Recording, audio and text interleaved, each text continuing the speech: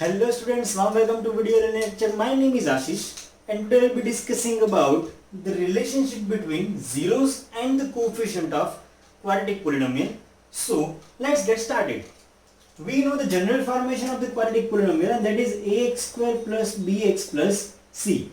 So here if you observe the given polynomial, then here this a and b are the coefficients of the x square and x respectively, and here the c is constant term.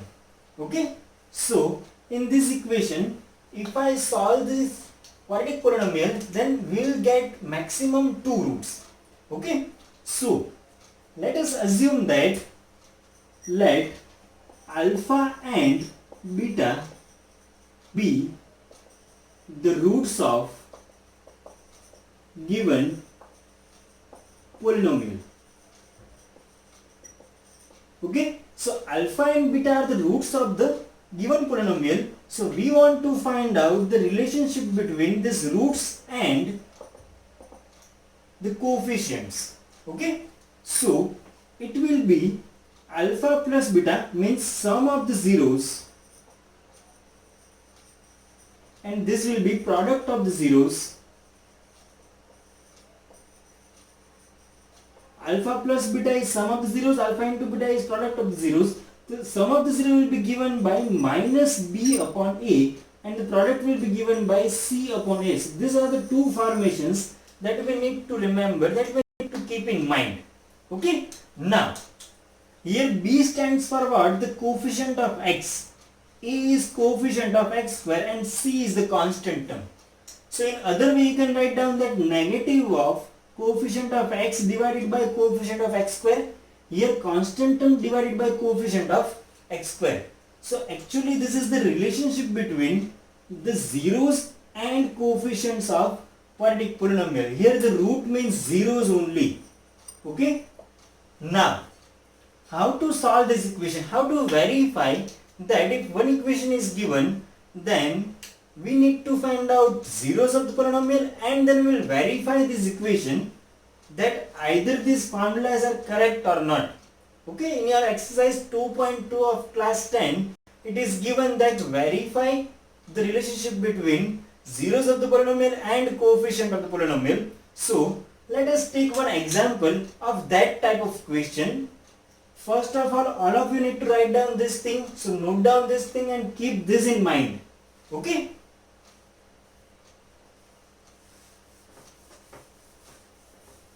So let us take one example. Say p of x is equal to 2x square minus 8x plus 6. This is one quadratic polynomial that we need to solve, and we need to verify this relationship between the zeros and the coefficients. So here if I compare this equation with the general formation is like this: ax square plus bx plus c. So if we compare these two equations, then a is equal to 2, b is equal to minus 8, c is equal to 6.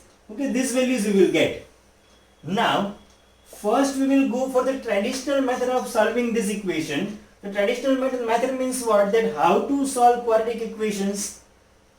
For solving the quadratic equation, we have splitting the middle term, then perfect square method, and then discriminant method, that we will be learning in the chapter number 4. And yes, splitting the middle term already all of you have learned in standard 9. Okay, so let us take one example of that. 2x square minus 8x plus 6 is equal to 0. So how will we split the middle term?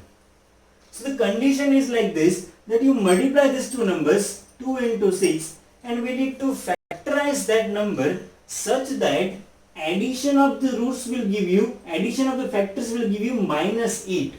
Okay, whatever numbers over here, then 2 and 6. So you multiply these two numbers and factorize that number such that the sum of the factors will give you minus 8. So here already 2 and 6 are the factors. If I add 2 and 6, then it will get minus 8 only. Okay, so let us split the middle term. 2x square minus 2x minus 6x plus 6 is equal to 0. So we can take 2x common from this. So x minus 1 will be the remaining term. Here we can take minus 6 common. So the x minus 1 will be the remaining term. Now whole bracket we can take common x minus 1 and here the remaining term is 2x minus 6. So x minus 1 and here if we take 2 common then x minus 3. So this is the factorization of this quadratic polynomial. Okay. Now these are the factors of the quadratic polynomial, and if we equate the factors with 0 then we will get answer of x, and that is 1 and 3. If I compare this x minus 1 with 0 then we will get 1. If I compare this x minus 3 with 0 then we will get 3. So these two are the zeros of this given polynomial. Okay. Now the sum of the zeros will be what over here? If we observe this, then sum of the zeros will be here 1 plus 3 and that is 4, and the product of the zeros will be 1 into 3 is 3. So this will be the sum of the zeros and product of the zeros. Now let us verify with the formations. Okay, that let us take alpha and beta as the roots. So alpha plus beta is equal to here minus b upon a, that was the formation. Okay, so minus b upon a, that means what? Here minus of minus 8 divided by a is 2. So here 8 divided by 2 and answer will be 4. So here you can verify the addition is 4. Here also you are getting the same answer. Now the product of the zeros is equal to c by a. So c is what? 6 and 2. So 6 divided by 2, that will be 3. So here you can verify that either you solve by this traditional method and you get the zeros. After that you add the zeros and you multiply, though you will get the same answer as this one.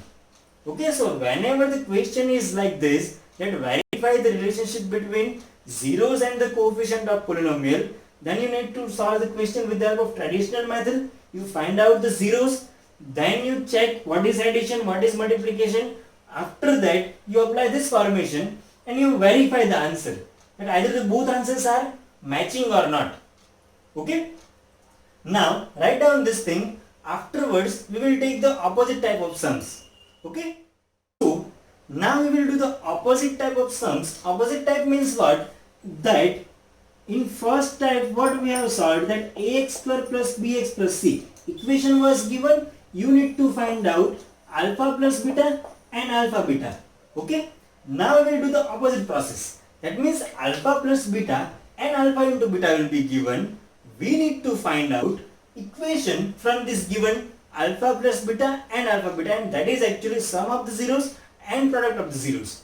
Okay. So let us check that how to solve that kind of question when sum is given, product is given, and we want to find out equation. It is very easy.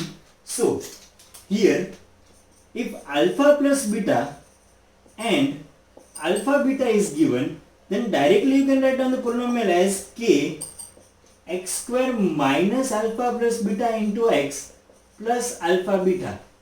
Okay, you can directly write down your polynomial like this. Just write down this k. After that with x you need to put the value what is given in place of alpha plus beta, put negative sign, and here you write down the direct value alpha beta, and that will be your equation. Okay, so how this equation will directly give you these values? So for that let us look around that previous question that we have solved.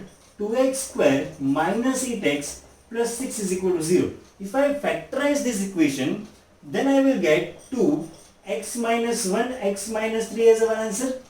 Okay, if you multiply these numbers, then you will be getting x square minus 4x plus 3 only. And if you observe this equation properly, then you compare this equation with k x square minus alpha plus beta into x plus alpha beta.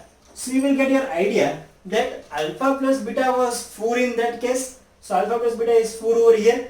Alpha into beta was 3. Then alpha plus beta is 3. Sorry, alpha into beta is 3. And outside was some coefficient, some constant number is there. And that number is 2. Even if here any number is not there, 1 will be always there. Okay. So this is the general formation, and we will use this formation whenever sum and product will be given. Okay. So whenever you will be given sum and product, then directly put the values over here, and that will be your required polynomial equation. Okay. So with the help of these topics, you will be able to solve exercise 2.2 of NCERT textbook class 10. I hope all of you understand this well. So share this with your friends, and yes, like, comment, share and subscribe my channel. Stay tuned, stay connected for more videos like this. Thank you so much.